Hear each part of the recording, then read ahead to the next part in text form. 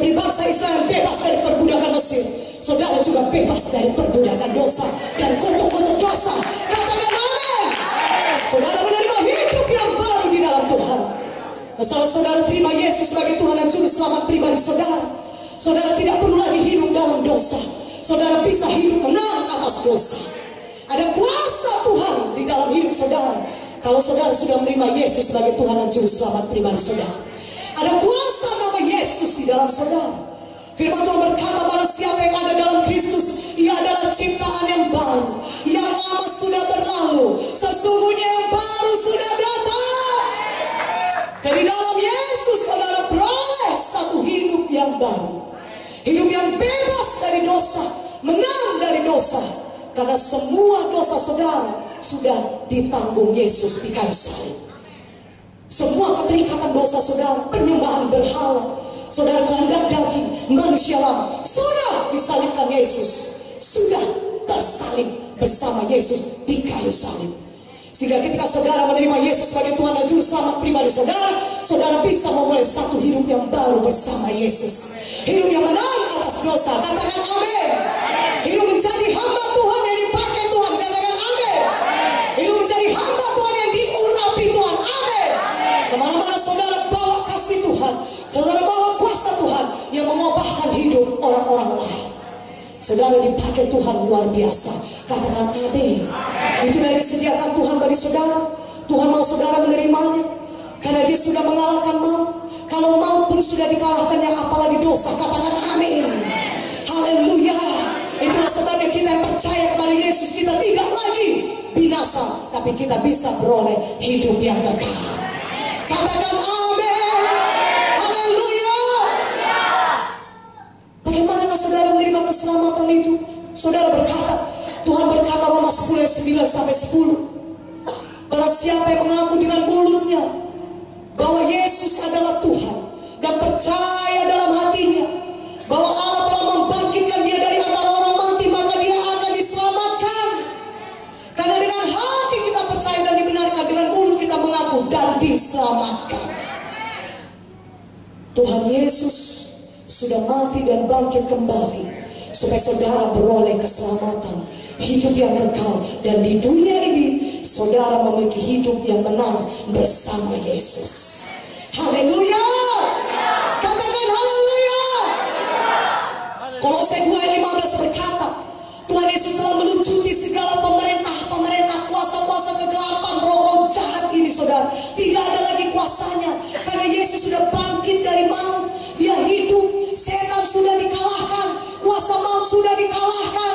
Yesus sudah menang.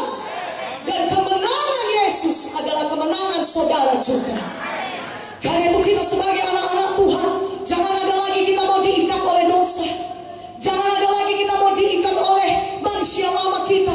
Jangan ada lagi mau diikat oleh judi, narkoba, minuman keras, kenajisan. Karena Tuhan Yesus menang, kita juga menang bersama Yesus. Katakan amin. Jangan ada lagi kita yang mau sakit.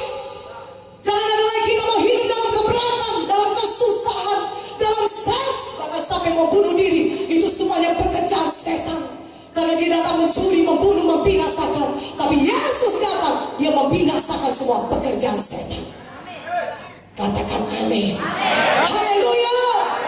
Tahukah saudara, selama Yesus hidup di dunia ini saudaraku, dia mendemonstrasikan pelayanannya, menyucikan dosa manusia, menghapus dosa manusia, mengampuni dosa manusia, dan juga menyembuhkan penyakit-penyakit. Haleluya. Selama Yesus hidup di dunia ini saudara, saudara lihat, saudara baca di keempat Injil, Matius, Markus, Lukas, Yohanes, menceritakan mengenai pelayanan Yesus. Dan di situ dikatakan anak manusia datang untuk mengampuni dosa dan juga untuk menyembuhkan penyakit-penyakit. Katakan amin. Di Markus 2 saudara, pada saat ada orang lumpuh digotong oleh 4 orang kawannya, maka Yesus berkata kepada dia, imanmu telah menyelamatkan engkau. Dan Tuhan Yesus berkata juga, bangunlah, bangkitlah, angkat tempat tidurmu, sembuh, pulang ke rumahmu. Dan dia sembuh. Dia diampuni dosanya dan dia juga disembuhkan dari penyakitnya. Tuhan Yesus datang membawa kehidupan kepada saudara. Dia menyembuhkan penyakit saudara dan juga menyucikan saudara dari segala dosa saudara. Katakan amin. Saudaraku, Yesus berkata, Bapa, bukan kehendakku tapi kehendakmu. Kehendakmu yang jadi. Dan Yesus rela. Dia pergi ke salib bagi kita, saudara. Dan di kayu salib, saudaraku, Yesus mengalami banyak sengsara. Bahkan sebelum ke salib pun dia mengalami begitu banyak penderitaan. Saudara, sampai ke salib, saudara, dia dipaku, kaki dan tangan yang dipaku. Dan paku yang memaku Tuhan Yesus bukan paku biasa seperti paku yang kita lihat. Tentunya paku yang sangat besar, saudara, yang bisa menanggung seorang tubuh manusia.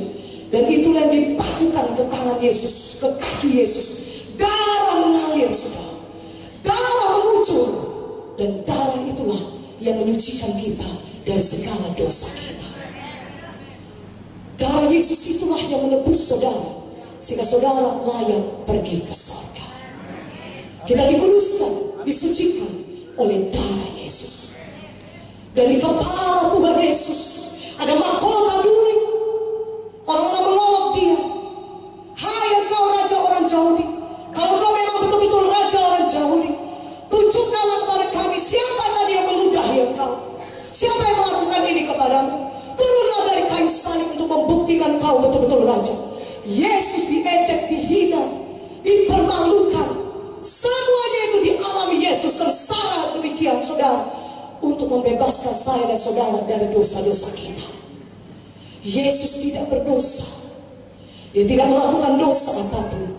Itulah sebabnya korban darahnya berkenan kepada Bapa di surga, dapat mendamaikan kita dengan Bapa di surga.